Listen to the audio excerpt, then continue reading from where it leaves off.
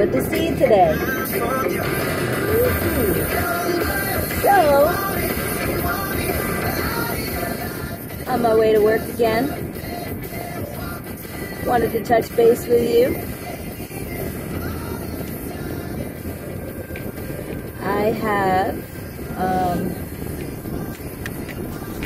I've been processing a lot of changes in my life. And with change comes discomfort and confusion sometimes. So, I just thought I would talk a little bit about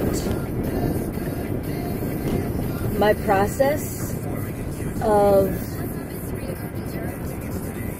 coming to terms with, well, for lack of better words, accepting my superpowers. So, I thought I would explain my process a little bit. It's kind of interesting because as a kid, my dad always used to say, "Teddy, you are such a chameleon." And I don't know, I really don't know if that was a compliment or not.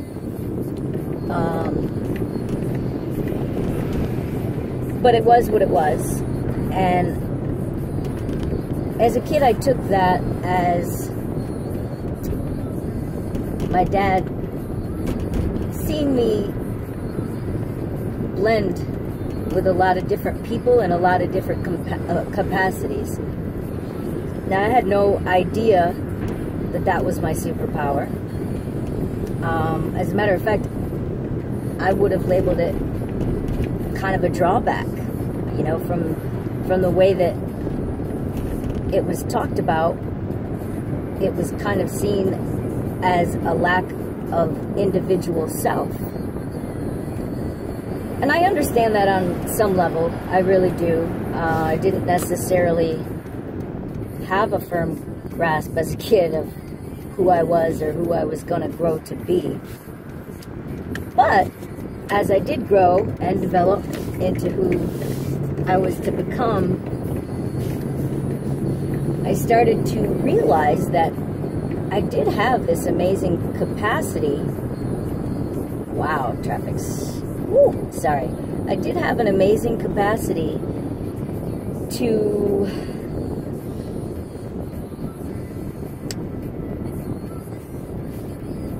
accept all people where they were at, as who they were,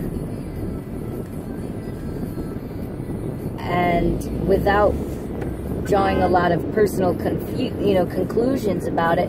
I would just accept and blend, and accept, and to some degree, for a lot of years, I probably took on a lot of characteristics of others. As I grew up and I realized more and more who I was and who I was not, I started to realize not everybody had such an ability to really recognize what was accepting to some, and they would just show up as who they were. I tended to show up as who people wanted me to be. Which is interesting, because how the hell do you really know who people want you to be? Well, therein lies my superpower, and why my dad would call me a chameleon for many years. As I started to discern the difference between who I am and who you are, I started to see differences between us. But because I had blended for so many years with you without judgment, it was still pretty easy to look upon your beauty without judgment. I mean, after all, for many years, I thought your characteristics were my own. I now understand that we all have an energy grid around us, kind of like a sphere. And what I was actually doing was reading your energy grid and scoping your personality based on what you were. Hi, Dragonfly. Distracted. I was scoping your personality based on energy and how you responded to things around you and your emotions. As an early person, I, of course, was looking for acceptance from you and to be liked, bottom line. I just wanted to be the same. I don't want to be the same anymore. And that's been quite a few years now. I like my differences, and I like my similarities. But that energy grid that I was speaking of is something that we all have. And as an empath, my special gift or superpower or ability, whatever you want to call it, is to be able to see your energetic patterns and mirror them back to you without judgment. What I learned was that put me in a position to help you, indicate to you who you are in my eyes. Which was pretty interesting because standing in front of a mirror, being a mirror to you for all these years has been an honor.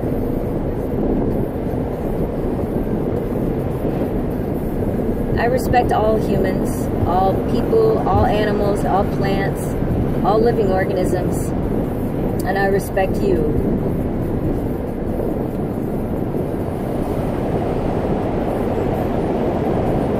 And as an energy artist,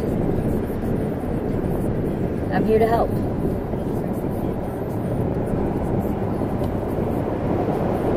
My ability to be vulnerable with you,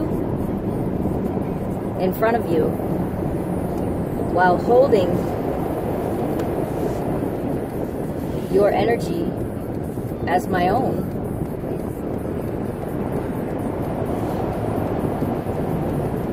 for lack of better words, is my superpower.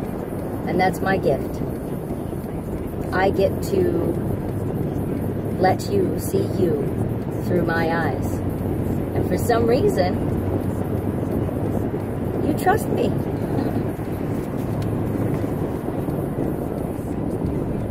I kind of understand now because I have no desire to hurt you or anyone.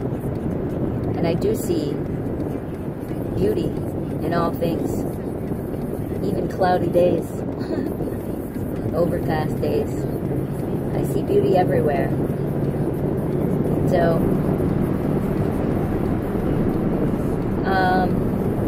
sorry if that was confusing or me rambling too much, because I would like to describe a little bit more about being an empath, what I would be now coining as energy artist.